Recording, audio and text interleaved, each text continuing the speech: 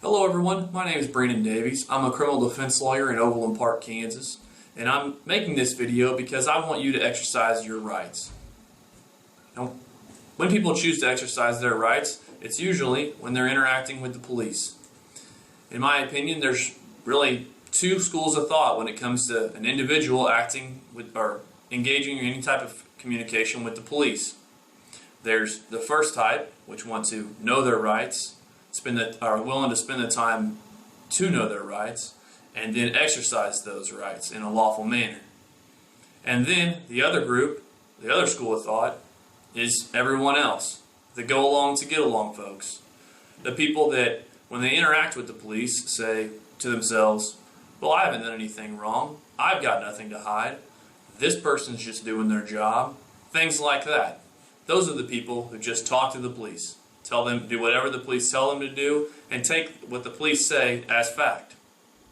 I want you to be the first type. I want you to know your rights. I want you to spend the time to know your rights, and I want you to exercise your rights whenever you interact with the police. Going back to the two different types of people, the second type, or the go along to get along folks, will often look at the people that are exercising their rights negatively. They'll say something along the lines of, why are you being so difficult? What are you trying to hide? Why are you, this cop's just trying to do his job. Why are you being like this? Those aren't the people that have the forthright to stand up for their rights. Those are the people that are going to dismiss their rights, just cavalierly give them away, and not take into consideration the fact that many people for generations have fought and died to protect those rights and give you those rights. They just want to give them away because it's more convenient, or they don't want to spend the time to know them. Now, the question I'm going to be answering in this video is the first question, and almost the principal question that any officer is going to ask you whenever they interact with you. The first thing they're going to say is, let me see your driver's license, or give me identify yourself. This video is going to tell you when and when you have to do those things. When you have to give them your driver's license, or when you can say no or refuse to identify yourself. Now, whenever you're talking about this subject, you have to clarify that there are two different ways to identify yourself that we're talking about here. The first one is to produce a driver's license. The second one is to just tell them your first and last name, and not produce some sort of physical manifestation or documentation of your identity. Let's talk about the first one. When do you have to produce your driver's license? Now, there's only two scenarios in which you have to produce a driver's license. The first one is when you are driving a vehicle. Key, you have to be driving the vehicle, and then you get pulled over for some sort of traffic violation, or there's some articulable fact that an officer can produce that makes him have reasonable suspicion to believe that you are involved in criminal activity, whether that be committing a crime or about to commit a crime. So that's just if you think about that, that's a regular traffic stop.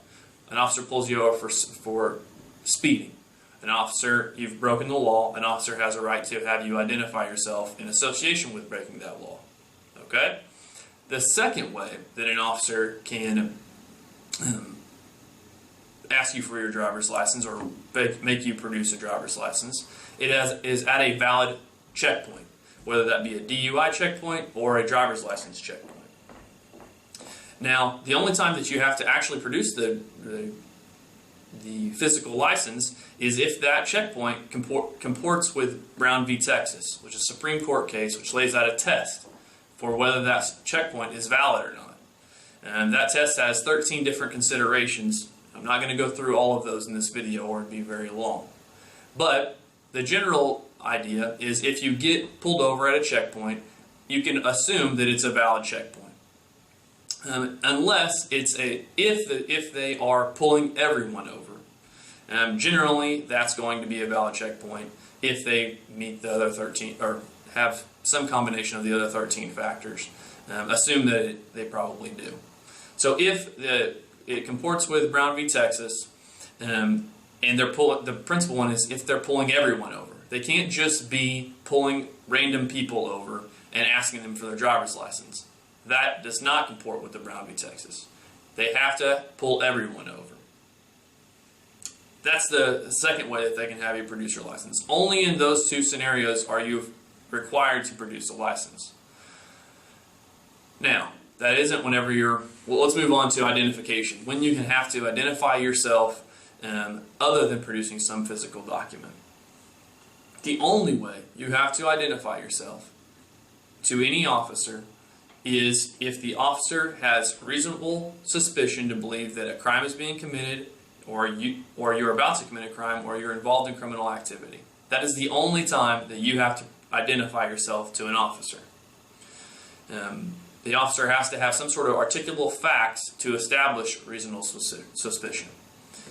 So the next question most people want to know is, well, what's reasonable suspicion? Reasonable suspicion, unfortunately, isn't clearly defined by the Supreme Court.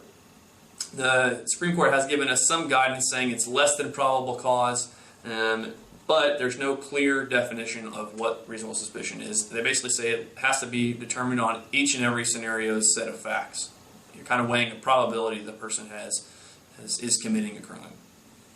But they have laid out a way that you can figure out if the officer has a reasonable suspicion. Because that's the only time when you have to give up your ID or have to tell them your identification. What you need to do is simply ask. Ask this question: am I being detained? If the officer says yes, then the only way he can detain you legally is if he has reasonable suspicion that you are committing a crime, about to commit a crime, or involved in criminal activity. That's it. If the officer doesn't say you're being detained, they'll say you're free to go. That's when you've won the battle. That's when you've effectively exercised your rights. If the officer says you're free to go, leave the scene. Don't sit around and gloat. Don't sit around and try to interact with the officer in any other mechanism. Just leave the scene. You've won. You've exercised your rights. So go to our blog, read the article, exercise your rights. Don't let the folks that want to intimidate you and say go along to get along, and that you're being difficult and that somehow it's your fault, or you should be held in negatively because you're exercising your rights. Don't believe those folks. A lot of people have fought and died for those rights, and it's your obligation to uphold them and to question the authority whenever an officer tries to interact with you and elicit information from you. Thanks for watching our video. Have a good day.